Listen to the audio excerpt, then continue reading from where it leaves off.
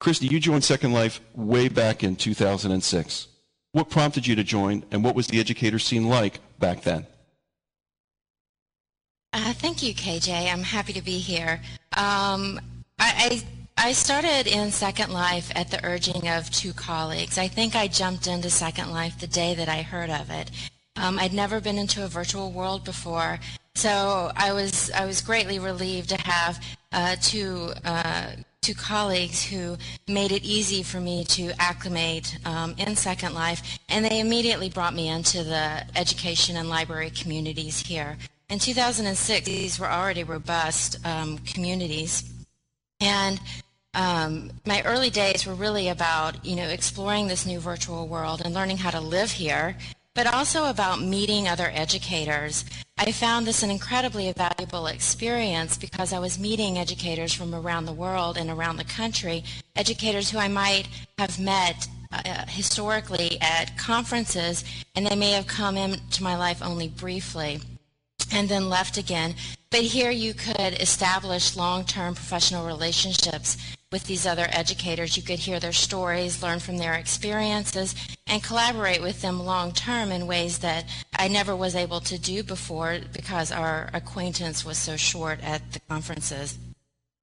The value of Second Life immediately became apparent to me, primarily for that reason, the ability to facilitate these professional learning networks naturally in a formal way. Awesome. When ISTE came into Second Life late in 2006, you were one of the earliest participants, one of our first docents, as also one of our first presenters. How did having an organization like ISTE create a formal presence in SL impact your experience in that respect? And I've got a couple of slides here that go along with your talk.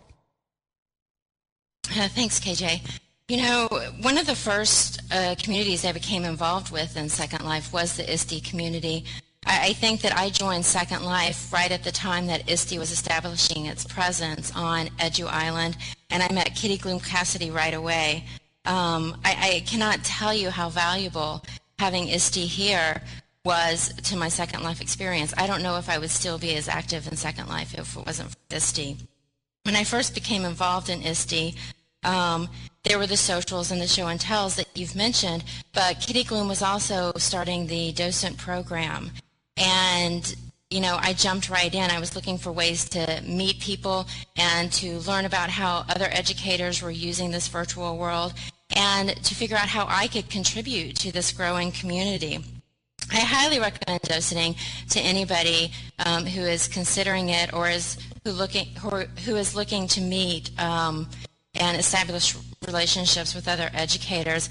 Docenting gave me the opportunity to regularly come into contact with other educators, meet persons I might not have met otherwise, and to contribute to the society that was developing here.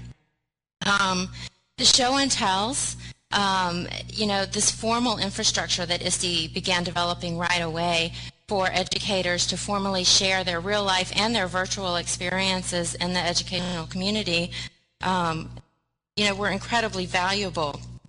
Here on the screen you'll see a screenshot. This was my Second Life presentation. I jumped in right away because I wanted a way of learning the tools, learning how to contribute, learning how to create content and share and use this community professionally. And the show and tell series gave me that opportunity. Do you want to go ahead to the next slide, please? This event actually was, it was a presentation about a real-life experience that I had in developing some resources and providing professional development. And historically, we had provided all of our professional development face-to-face. But this show and tell series gave me the opportunity to begin exploring ways of using the virtual world to provide professional development within the K-12 community. It also gave me the opportunity to start learning the tools and figuring out the best ways to present, create content, and to share in Second Life. Do you want to go to the next slide, please, KJ? Here you see a slide of one of the early ISTE socials. The ISTE socials were another regular event that that allowed me to come into contact on a regular basis with other educators here. It was really the educational water cooler in Second Life when I first started. If I was in on a Thursday night and I knew I could go to the ISTE socials and I would have the opportunity to meet educators that I might not have met otherwise and to have the opportunity to share and learn with them. All of these activities, taken together, formed, an infrastructure that allowed educators to come right into Second Life, to have a ready-made community, to have an environment in which they could explore this virtual world, learn about how to use it professionally, and to do it in a safe, nurturing environment. And I cannot tell anyone how much I appreciated to have that opportunity. Wonderful. I was wondering if you could tell us a little bit more about how these connections and relationship you've built have, in your virtual network, have changed your life professionally. Well, professionally, ISTE and Second Life have given me the opportunity to grow and to become more of a contributor and a participant in the development of the community and as an educator as well.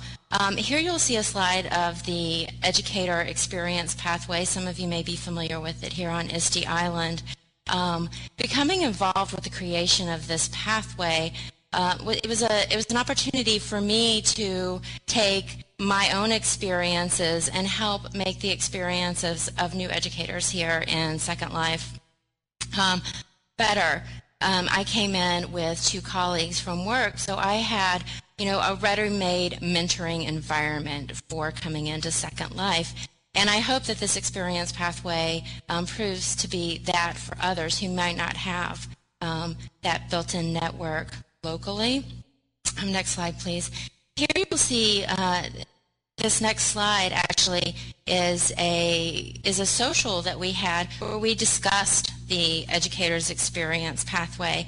And I wanted to show this slide to talk about the community here and how active and collaborative it is. I spoke briefly about my own contributions to the experience pathway, but really it was a community effort. And everything that we do here is driven by the community itself. It's almost impossible not to be a participant once you're here. And I think that that's one of the most positive aspects of this community in Second Life, the ability to grow and learn and play together.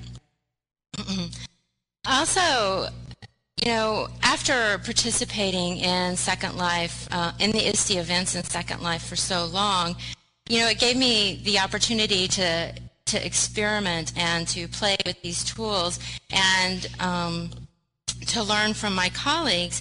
And my colleagues at the Chicago Public Schools and I actually took what we were able to learn here at ISTE and developed our own CPS Island, which we're using for professional development. And I don't know that I would have had the confidence or the faith to take that step and to work on developing our own local community and see how Second Life can impact what we're doing locally in the Chicago Public Schools if it wasn't for ISTE.